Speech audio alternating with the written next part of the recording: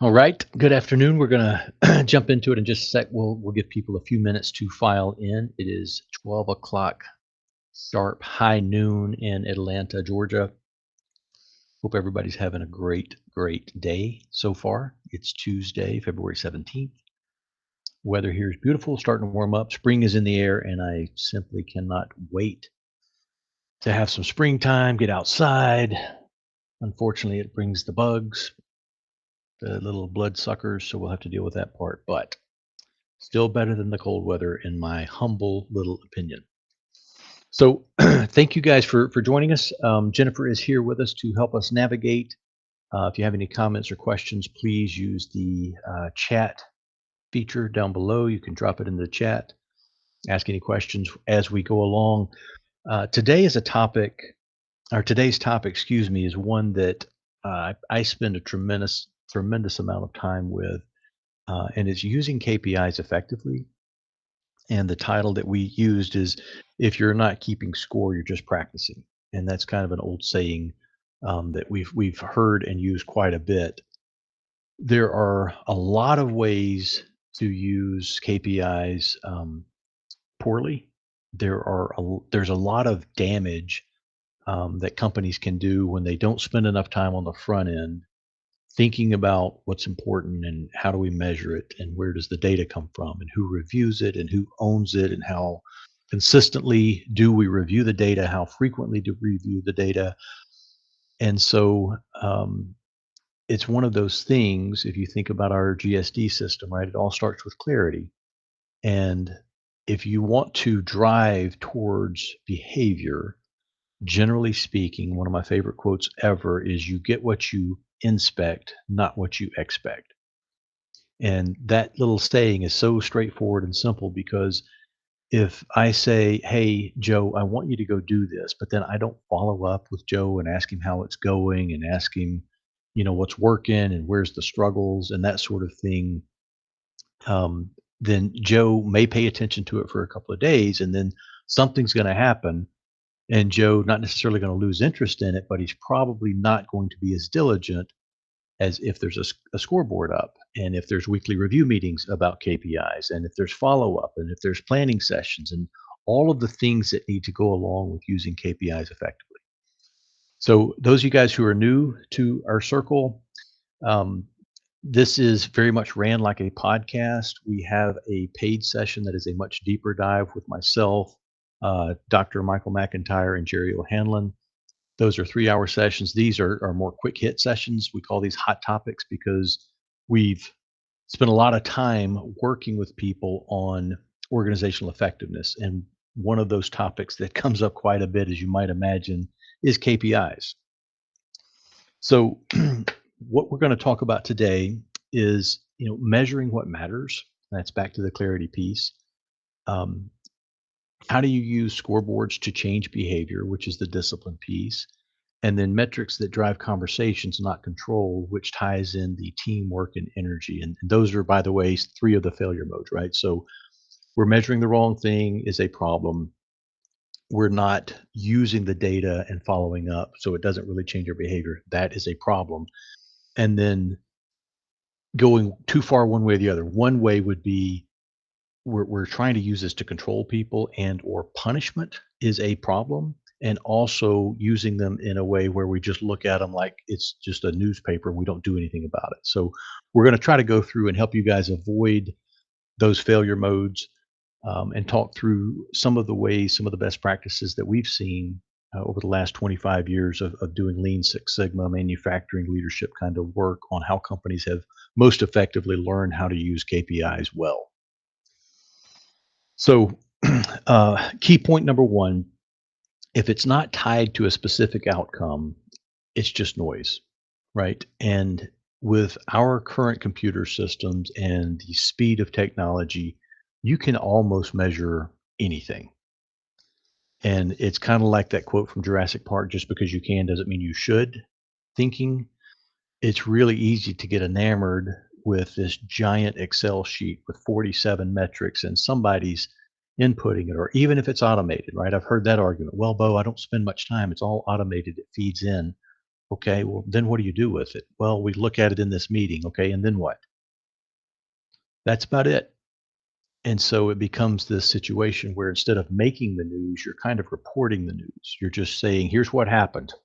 Cool. Okay. Let's do this again next week. Who's got the donuts? Um, excuse me. So the problem that we see is most managers track too much, ironically, and very little, if any of it, drives performance. So we're tracking things that we think maybe are interesting, or maybe they make a good looking chart, or maybe it's a new piece of equipment and we're excited about something. But what we end up doing, and the problem is we're tracking activities instead of results. Right. So again, we're just reporting the news. We're not influencing, we're not creating the news, we're not driving the news. You guys may have heard the phrase vanity metrics, which is kind of like, hey, these metrics may make us feel good. Um, a first cousin of that is let's mess with the numbers so we make our metrics look good, so our chart looks good.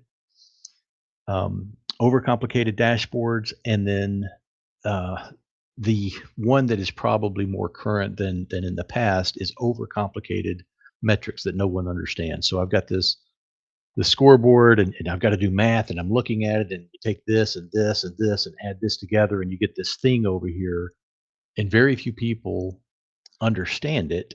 And our experience is, right, there are one or two people who are really grinding out these metrics. They're working on them, they're building charts, they're updating the scoreboard. The greater population may see them once a week or even once a month. And so they don't have the context that goes into the numbers. And if you've got this complicated thing in front of them, their eyes are going to glass over pretty quickly. They're going to either look at their phone or wish they could be looking at their phone or their watch and go, all right, how long is this going to take? Because I would rather be anywhere but here. So if your team can't answer, what three numbers define winning this month? And I'll give you guys a second to write that down. What three numbers define winning this month? If you can't answer that, you don't have KPIs, you've really got decoration. And if you want to do a quick litmus test on this, and we're going to talk about a couple of quick things that you can do during the session, go ask people, some of your people that work with you, that work for you, how do you know if you had a good day or a bad day? It's one of my favorite questions in the whole world because too often we get kind of snarky answers, right? Well, I didn't get yelled at, or I didn't get hurt, or um, it just felt like a good day. There's no emotional connection to those things. Not getting yelled at's a pretty low bar. I don't think any leader that I've ever met wants that to be the standard that their people are speaking to. Conversely, if you go to a high performing dynamic team and you say, how do you know if you won or lost today? They will point to some kind of KPI, and it's not going to be a list of 17 KPIs. It's going to be one, two, three, maybe four things that say, well, this happened, we accomplished this, we avoided that, and we were able to hit our target. That's the place that you want to be because now that creates that clarity and people understand what you're doing and why it matters and how they fit into it. And that is, I don't want to, say the holy grail, but that's pretty exciting stuff if everybody in the organization would give you the same answer. So what we like to see companies do first is talk about leading and lagging indicators. And this may be a review for a lot of people. So if it is, please just bear with me. A lagging indicator is really the result. Okay. So if I'm running a business and I'm looking at revenue, the revenue is a result. It's what is the output from our efforts. Okay. It's past, it's already happened, the revenue's already hit the books. The leading indicator to that might be advertising dollars spent, number of sales calls made, number of quotes written. And so the first step that I really want to drive home is you need both, right? If you're only looking at the results, then it's kind of too late. The results have already happened and it happened on whatever activity you were putting into it. And so if I look at the revenue as my indicator, I'm probably missing a lot of things. Now, it is important to know the results because we've got a budget, we've got a plan, we've got, goals that we're trying to reach. So I need to know if I hit my revenue number.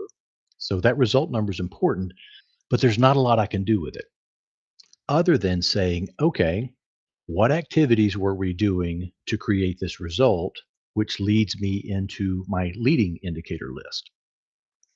So some examples of lagging metrics: revenue, gross margin, cycle time, defect rate, retention rate of employees, throughput, quality, like first pass yield.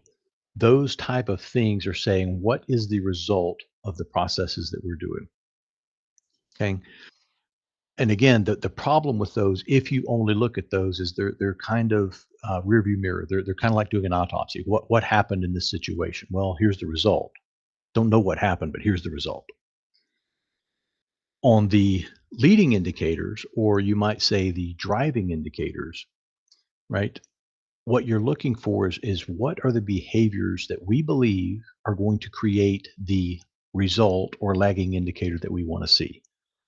So staying on the revenue path, just because it's generally pretty well studied and a lot of people understand it, right? If I want to drive to a revenue number, then I want to understand what am I doing from a sales and marketing perspective. How many dollars, how many hours, how many ads did we run, how many emails did we send, how many phone calls did we make? The beauty is those things are all very measurable, right? Now, yes, people can burn the numbers, so to speak, but I can measure how many times the phone was dialed. I can measure how many emails our system sent out. I can measure how many quotes we submitted. And so what you're looking for is that balance to say, we did these results this month, or excuse me, we did these inputs this month, and here was the result we got. Do we like this result? And as a leader, if you do like this result, you may want to double down on some of these, right? You may want to add to them. If you don't like the result, it is not appropriate or helpful to start beating people up because they missed their metric. What is very helpful is to say, okay, here's the result we got that we don't like. Let's look at what we were doing. And if you fail to have both the leading and the lagging, you don't know what to look at because you ask your people, are they busy? Yes. Yeah, boss, I'm busy. I'm super busy. I'm so busy, I don't even have time to tie my shoes. Did you do all the stuff? Yes, sir. I did all the stuff. Right. But I don't have anything other than emotional defense mechanisms to work on versus if I have good leading indicators, I can look and say, all right, we wanted to do $1 million in revenue. We did 800,000. How many sales calls did we plan to make? We planned to make 100 a day. Okay. How many did we make? We made 100 a day. Okay. So that input, that leading indicator that we're measuring, did not produce the results that we want. Now, from a continuous improvement perspective, I can actually work on something because I can say, all right, is our outreach bad? Is our message need to be tweaked? Is our offer bad? Is our pricing wrong? I can do something, but it's not an activity question. It's not a personnel question necessarily. Um, so some of the leading indicators, right? As you're thinking about them, what I want you to think about or consider thinking about, what behaviors would drive the result that we're after, right? What inputs predict the outcome and what can the team control? It's a pretty important one. What can this team control out of this group of activities that we're doing, right? If my result is based on the weather, right? How many rainy days and sunny days did we have during this time period? Man, you're setting me up for failure because I wish I could, but I don't control the weather. Versus, am I doing the emails correctly? Am I doing the phone outreach? Am I working for quotes? Am I asking for sales? Whatever inputs that you're looking for me to do, are they happening or not? The leading metrics might be sales calls made, proposals sent, conversion rate, average deal size. Um, you could get into quality, right? You could get into hold time on the phone. You could get into so many different things that you can measure. But again, I know I sound like a broken record. I want to drive home the point that the leading metrics are producing the lagging results. And it's too frequent that we see people are really, really focused on the lagging results and not nearly focused enough on the front end stuff. Okay. If your lagging metric is delivery performance, your leading metric might be on time start rate. Did we start the job on time and are we delivering on time? Right. Those two things are very connected. Might also look at rework hours, capacity, utilization, and then first pass yield, which is out of the first time through how many things are built correctly and adequately. So the framework that we like to use is called the KPI pyramid, right? So level one is the outcome, one to three things max. It might be revenue, it might be gross margin, and it might be number of orders processed. Okay, those are lagging indicators. Level two then would be the drivers. Okay, and as we've talked about, number of sales calls, number of quotes, first pass yield, those sorts of things. Level three, which is where most people miss, is the daily behaviors, right? And so if you think about a pyramid, right, there's three levels. Daily behaviors, what are the people doing, right? And your measure there is your leading indicator. So I've got three people. One of them is making email outreach, one of them is making cold sales calls, and one of them is running paid advertisement. Those are their activities. What I'm going to measure as my leading indicator is the number of emails, the number of phone calls, and the number of ads managed, right? Now, when I'm looking at my result, I know exactly what inputs went into it and I can react, or more appropriately, I can respond. I'm not going to have an emotional conversation and say, Joe sucks. I'm going to fire Joe because he's not doing what he's supposed to do. Hey, Joe's doing what we're asking Joe to do, but it's not working. Therefore, one of our assumptions is wrong. Our message is wrong. Our pricing is wrong. The offer doesn't make sense. We're not talking to the right people. There's a lot of things that I can dig into as long as I know the leading indicators are being executed consistently. So, a quick exercise for you guys, and I'm not going to do it kind of live and in person here, but what I'd ask you guys to think about after this call is number one, what is your number one outcome metric? And this, this is not five. This is not your top three. This is the one that says that is going to tell us if we're winning or losing, the outcome result metric. Number two, what three behaviors most influence that outcome? And that requires a little bit of thought because you've got to get really, really clear on who's doing what and how often do they do it and do they know what they're doing? Are they well trained? All of that. And then the third step of this little exercise is, are you tracking those things weekly? And when we do this with our customers, most frequently, there's a fall down somewhere between number two and number three. Do we understand the behaviors that we've asked people to do? Well, have we clearly defined our number one outcome? Number one. Number two, have we clearly defined our behaviors that are designed to produce that outcome? And then number three, are we tracking those weekly? Somewhere in there, I would be willing to bet most of us would find a gap in that process. It requires military level discipline to do this well and do it every week. And hopefully, after this call, you guys are going to be fired up. Man, this is exciting. Great news. I'm going to go do it. You'll be excited for a week or two. And then something happens. Something catches on fire. A customer gets pissed off. Somebody calls out sick. The machine goes down, whatever. And this fades and nothing happens. And a week goes by and you don't track it. And 2 weeks goes by and you don't track it. And 3 weeks goes by and pretty soon it's a forgotten thing. That's what I mean when we say military level discipline. Okay. Uh, excuse me. Main point number two, scoreboards change behavior. Okay. And there's an ongoing debate. Do we automate the scoreboards? Are they automatically fed? Do we use markers? Frankly, I don't care. I'm pretty old school. I've been doing this a long time. I like people making their mark on a board because I think it drives some ownership. If I'm supposed to be writing an eight and I have to write a six, that generally doesn't feel good. And everybody around me can see that I wrote down a six instead of an eight. It creates this healthy kind of competition. But A lot of this new equipment is super automated. There's PLCs, there's data collection systems that are feeding this giant TV screen, and it looks so beautiful. I don't care.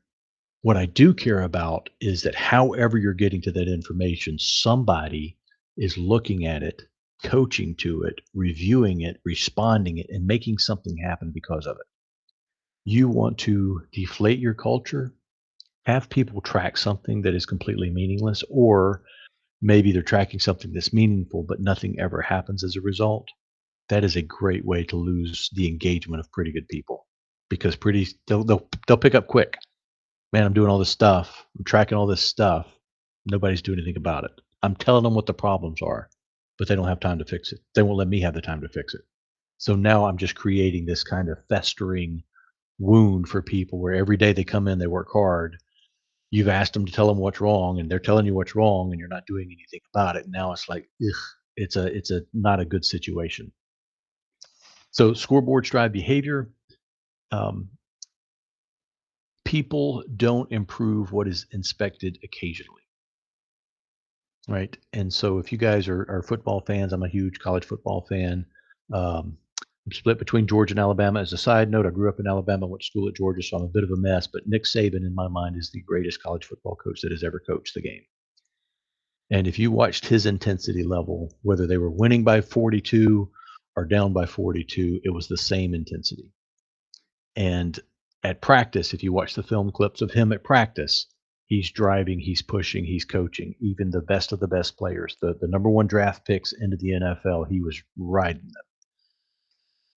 We don't have to operate like that. We're not yelling at college kids playing football. However, the model is that consistent evaluation and feedback mechanism was relentless.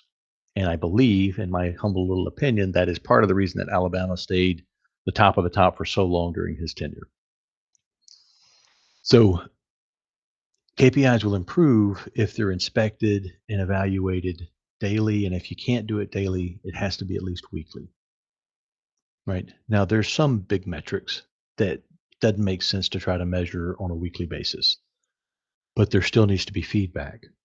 Right. If I can't get my arms around this thing every week, that's fine. But as quickly as I can, I've got to be creating this engine that says people can see how we're tracking along. If that's my number one metric, people need to know how we're doing against it. And not to sound snarky, but a KPI in a spreadsheet is not a performance system. Okay, that is a data point at best. So, why do metrics fail? Great question, and it's one that we get a lot. It's number one, they're buried in reports. Um, they're reviewed infrequently. Once a month is generally not frequently enough for most metrics. There's no ownership. There's no clear targets for what we're trying to do. So I see the metric, but I don't know what that metric means relative to what we're trying to do. So if it's just a chart with a line on it, and I don't know, is that line above or below target, or how far away are we? How close are we? There's really no context for me. It just becomes kind of a pretty little chart on the wall.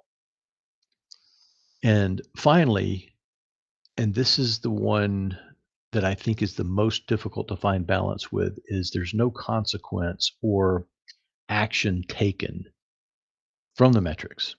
And that goes both ways, right? The best of the best companies that we've worked with, when they're hitting their metrics, they're hitting their numbers, they celebrate. It doesn't have to be a monetary thing, guys. It could be as simple as, hey, if we hit this metric for the next 90 days, we're going to bring in pizza. Or everybody's going to get a cool new shirt that we're going to design that we hit this new record, right? So you have to celebrate the good. But when things are not working, the most common failure mode that we see is people don't look at the process. They look at the people and say, all right, again, Joe's screwing up. If there's anybody named Joe on the call, I apologize. I'm not picking on you. It's just the easiest name for me to remember. But when you're just collecting the data and you're not doing anything with it, you're not really managing, you're kind of archiving. You're becoming a museum. You're collecting stuff. And that's not what we want to do. And that's certainly not going to get us to the place that we want to be. So metrics fail for not enough attention, not frequently enough, no response, no action. And one more that I would add is sometimes too much action, meaning we're responding to every little blip on the screen, and every day is a different crisis, and now everybody's just kind of running around like chickens with their heads cut off versus a planned, hey, hold on a minute, we're seeing something, it's starting to feel like there's a problem over there, let's look at it, or let's go dig into that and see if it's a problem, or is it just noise in our system. So the scoreboard rule, a good KPI system answers, what are we trying to hit, where are we now, who owns it, and what happens if we miss. So let's say we're clicking along and we've said this metric's very, very important. What happens if we miss the metric? And we assume people will understand the implications. Maybe that could be a lost customer. Could be, we're not going to grow as fast. Maybe that means our plant is in jeopardy, right? Our manufacturing plant may shut down if we continue with this metric. But if we don't take the time to articulate very strongly, consistently, repeatedly why this metric matters to the people who are doing the work, we're creating our own frustration because I have yet to meet the person that comes into work trying to screw things up. I've heard about them. I've heard about them a lot. But the guy or girl that wakes up and says, "Man, I'm going to go to work and make an absolute mess out of things. I can't wait to get there." I have not ever met that person. People genuinely want to do a good job. People genuinely want to feel like they're winning. People genuinely want to feel like they're appreciated and valued. Part of the way we do that as leaders is to show them what winning means, i.e., the correct metrics, and then give them feedback on how it's going. And too often we get lost in this thing where it's like KPIs are punitive, right? You didn't hit your KPIs, therefore you should be punished. Well, let's lead with empathy a little bit and say, all right, what prevented you from hitting your KPIs? What held you back? What's in the way? What's broken in our system? What's complicated? What's too hard, too long, whatever? We remove those roadblocks and see what people do. And generally, my experience is that people will step up and they want to do a good job. They want to do well. So if people don't understand very clearly what the metric is, why it's important, and what happens if we miss it, you're probably experiencing or will experience some frustration in your system. So, great little footnote, and we will add this to our discussion thread on the Circle community platform. The 5 characteristics of effective KPIs. Okay, number one, there are only a few of them, right? We're not going to be tracking 25 things, it's 3 to 7 at the very, very max. Number two, they are visible. Everyone sees them. They're not hidden away on the shared drive in some folder that nobody can remember what it is. Number three, they are time bound, right? Weekly is preferred. Sometimes that's challenging, so biweekly, whatever. But if you look at everything happening for a month and then you talk about at the end of the month, you have no chance of recovering. If I'm looking at something every week and saying, how are we doing against this thing this week, this week, this week, I have a much better chance of staying on top of it. Number four is going to be cause some heartburn for some people. I expect it is owned by one person. Okay. In the old days, we're much kinder and gentler, but in the old days, we would say, yeah, I only want one throat to choke. So who's the person that's on that metric and who is driving it? Who's responsible for it? And not only, collecting and reporting and discussing the metric, but also responding to it. What is this metric telling me that I need to do? What's it telling me that's not working in our system? How do we overcome that? Right? Is it we need to change the system? Is it we need to do more of it, less of it? What do we do about it? The most frustrating thing about my job as an external consultant is I show up every month and we have the same discussion about the same problem or the same metric and nothing changes. And I go away for 3 or 4 weeks and I come back and it's the same metric and we're still missing it. We sit around and talk about it. Nothing changes. My suspicion is that there are people in your organization, if you guys are experiencing that, we're also very, very frustrated because now I'm going to go to another meeting. I'm going to waste a couple of hours of my life sitting in a meeting to talk about the same thing that we talked about last month and the month before and the month before. Nothing's changed. Why would I expect anything's going to change now? So I know I'm going in to waste 2 hours of my life to talk about something that I'm tired of talking about it. Just tired of looking at it. We're not going to do anything about it. Let's just stop talking about it. Apparently, it's not important. So, owned by one person. And then lastly is actionable. And actionable means clear countermeasures, right? What is it? Who's going to do it? And when will it be done by? Okay. We call it the three W's, right? So, the five characteristics of effective KPIs: number one, there's a few of them. Number two, they're visible to everyone. Number three, they're time bound. Number four, they're owned by one person. And number five, they're actionable.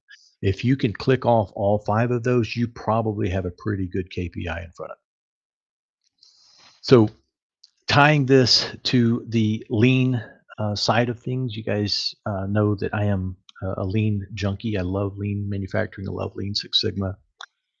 You've heard of the Deming cycle: plan, do, check, act. And that is incorporated also into our GSD system. So when you're thinking about how does the Deming cycle, or we call it the Padicca cycle, PDCA, what is your plan? Well, your plan is setting your target, right? What are we trying to do? What does winning look like? Where does the data come from? Right. So we're planning out this thing that we're going to go do. And then we execute it. We go do the thing, then we check it, right? Did it work? Right? So that's your lagging indicator, shows up right there as the check. Did it work? And depending on if it worked or not, you do the last one, which is act, right? Are you going to do more of this? Did it, because it was working? Let's keep going. Or, hey, this isn't producing the result that we want. Therefore, let's do something different.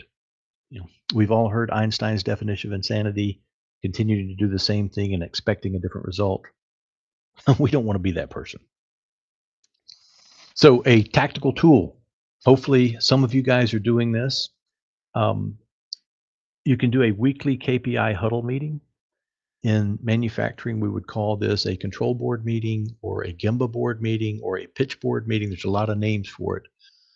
But the mechanics are, you and the group of people who are doing this work stand in front of the board that has the metrics on it. And you go metric by metric and talk about, is it working?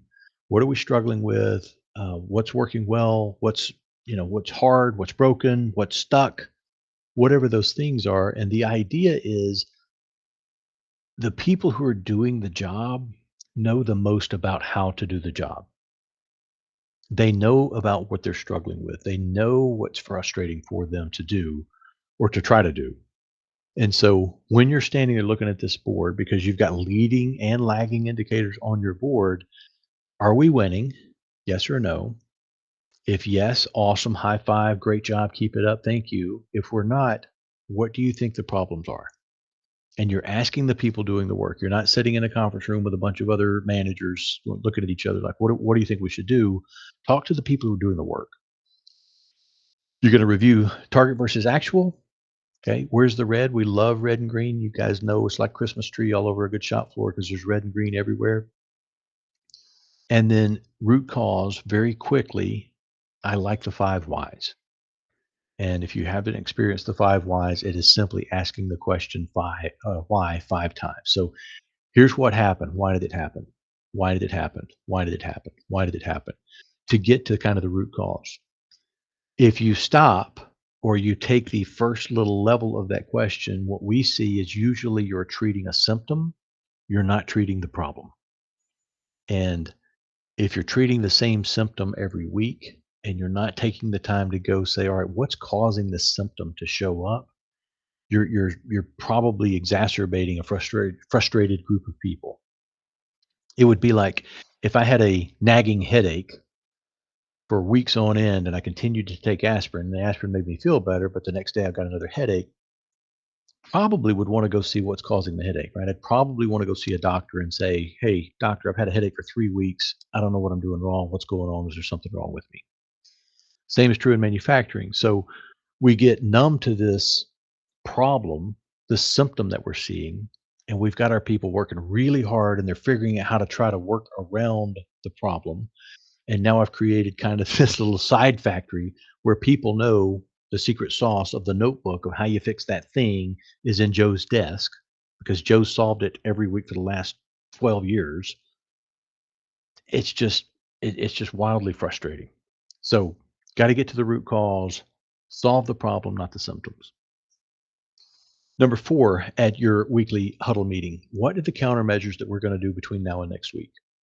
So let's say you're meeting at your board on Wednesday and you find this problem and you quickly discuss it. You go through the 5 whys and you figure out X needs to be done. Joe signed up to do it, right? The following Wednesday, and by the way, you should have a notepad, right? You write that down. The following Wednesday, Joe, how did we do on fixing X? And Joe's going to give you a report. I did this, I did this, I did this, and it appears to be working. Awesome. Or, hey, I didn't have time to get to it. Not awesome. But I'm not going to dress Joe down in front of the group. I'm going to wait and I'll have a sidebar with Joe and say, hey, man, you committed to the team. What happened? But it's real time. It's very, very quick to adapt. And if you're doing weekly reviews for your important projects, your important KPIs, your important metrics, it is almost impossible to get off track. You just don't have time. Whereas if I only review my important metrics once a month, I've got 30 days in between this to get way off track.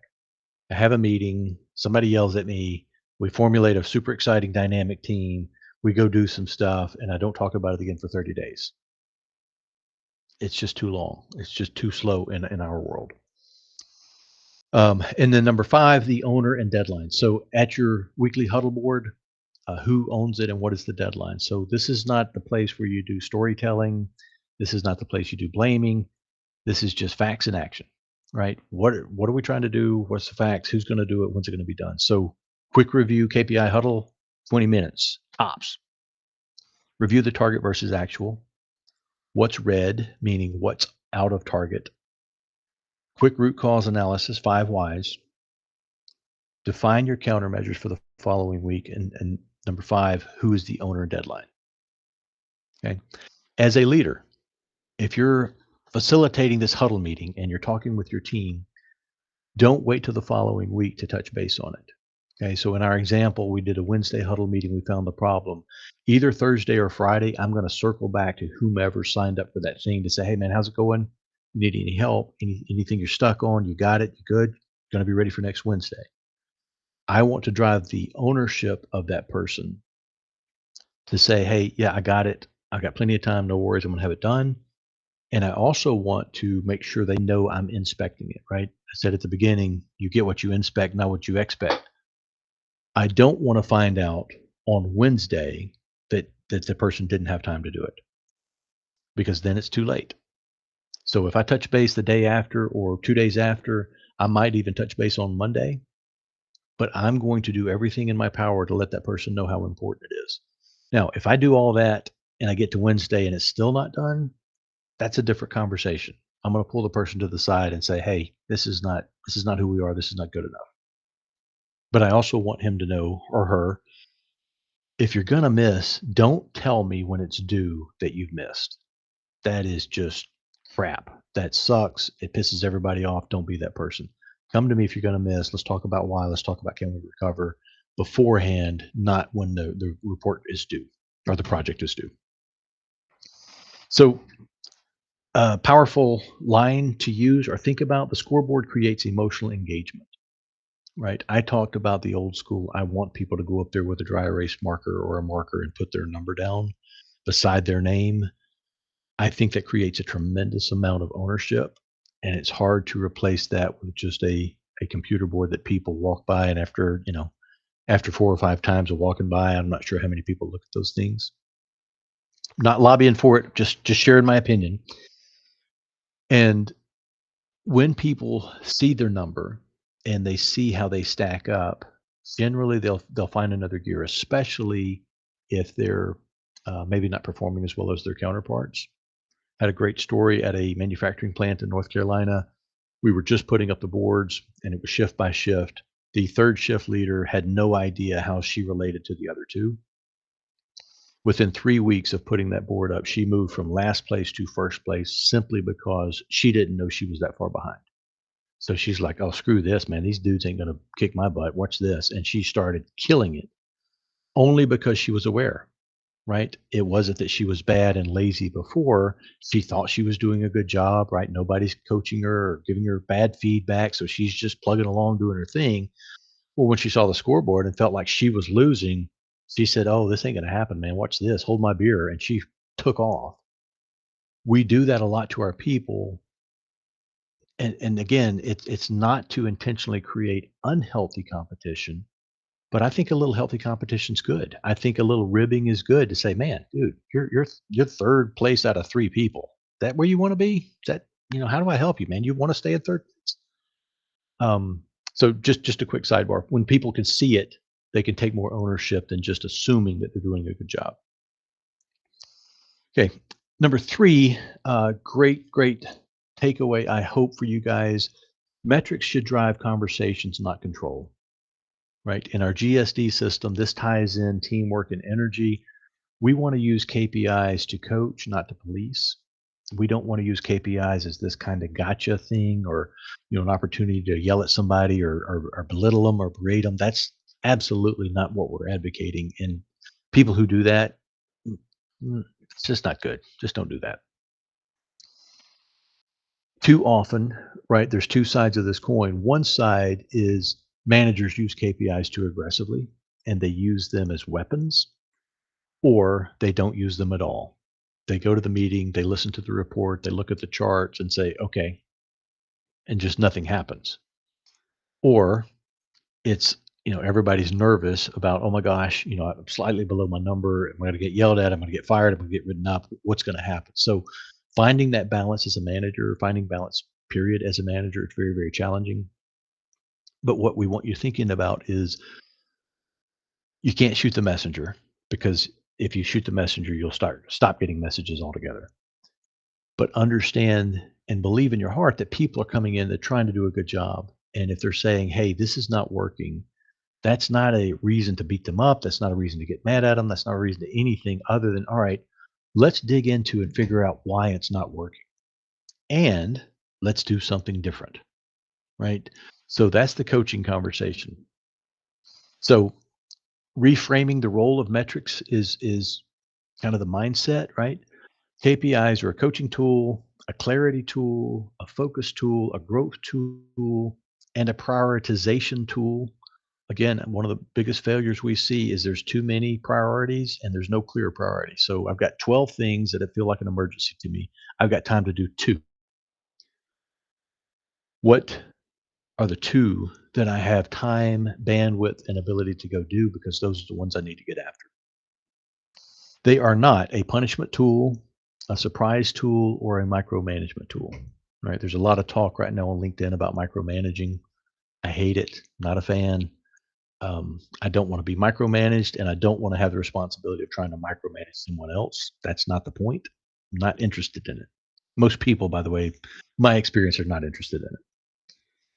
So the KPI conversation formula, and again, we will post some version of these talking points in the community. Right. When you're reviewing a metric and you're looking at it, the first question is what happened, right? We wanted X and we got Y, right? That's the first thing I want to understand. How close are we? Are we really close? Are we really far off? What happened? Number 2, what's driving it? So I'm going to look at my leading indicators to talk about the result of the lagging that I just witnessed, right? Are we doing the right things? Are we doing them consistently? Are we doing them well? Is there, are all of the boxes getting checked? Number 3, I'm going to say, what do we need to do differently? Right? In some cases, this might be a one-on-one conversation, and I may say, what do you need?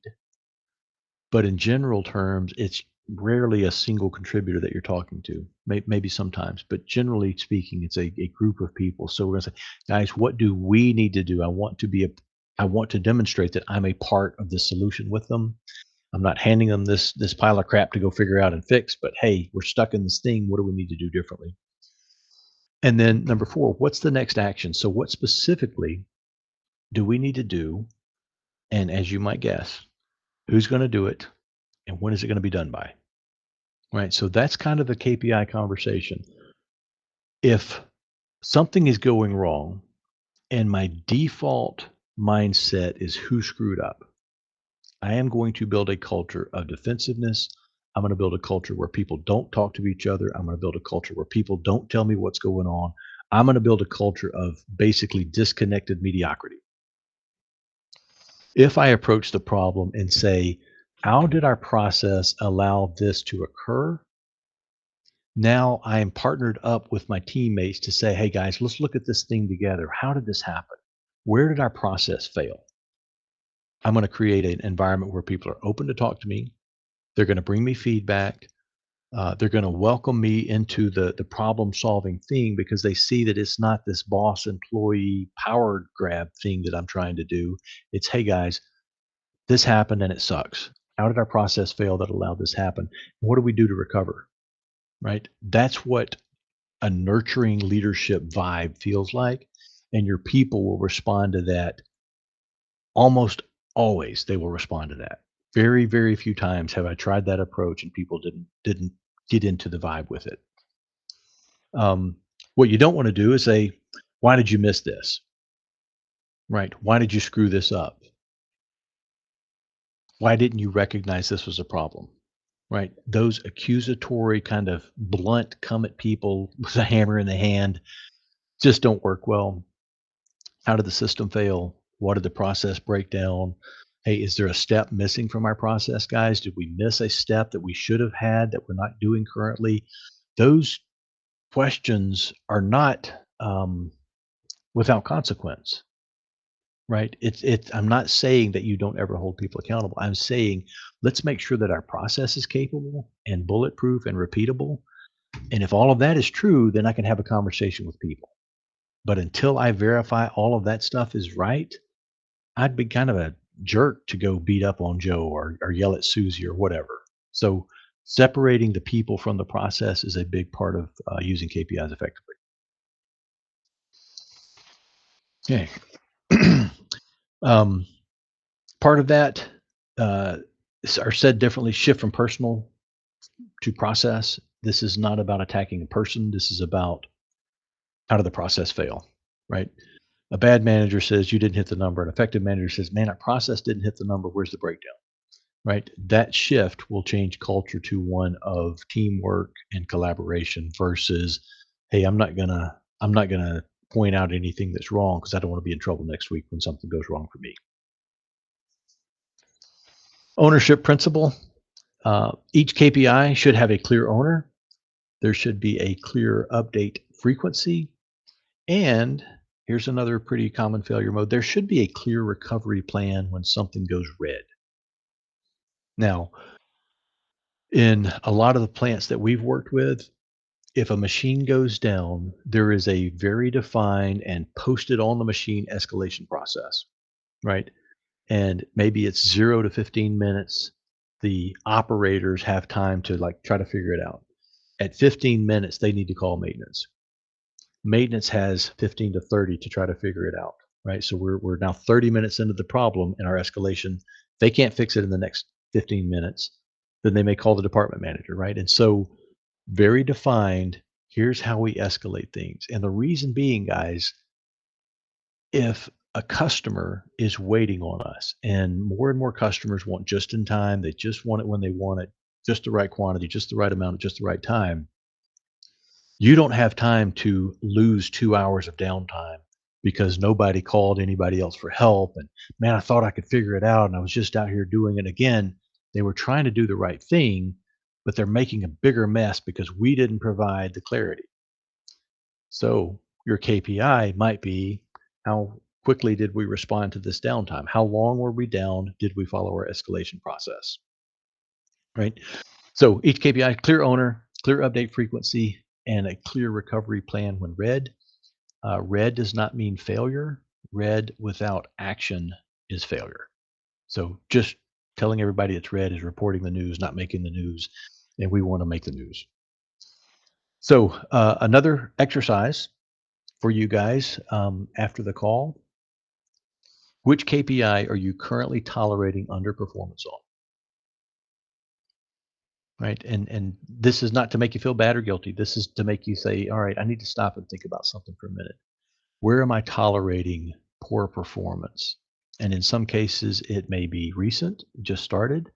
Most cases that we see, it's been weeks and months where it's just not doing what it's supposed to do. And we have meetings and maybe we talk about it and we come plan some little action plans to fix it and they don't work. So again, we talk about it. It's just a personal thing for yourself. Like, where are you tolerating underperformance on one of your KPIs? And the hard one, and you guys know here on our GSD circle, it's all about reflection and ownership. What actions have you not taken yet to change it? So our human nature is to blame the weather, the boss, our spouse, the customer, the supply chain, the trucking company, the computer, all of the things. But in this example, what I want you to ask is, where are you tolerating underperformance and what have you not done to correct it? That's your homework assignment. And I would love for you guys to post on the share and learn section of our GSD circle that Jennifer's going to show you here in a few minutes. Let's get that conversation going, people. Um, so, wrapping up, okay, hopefully you will take away from this.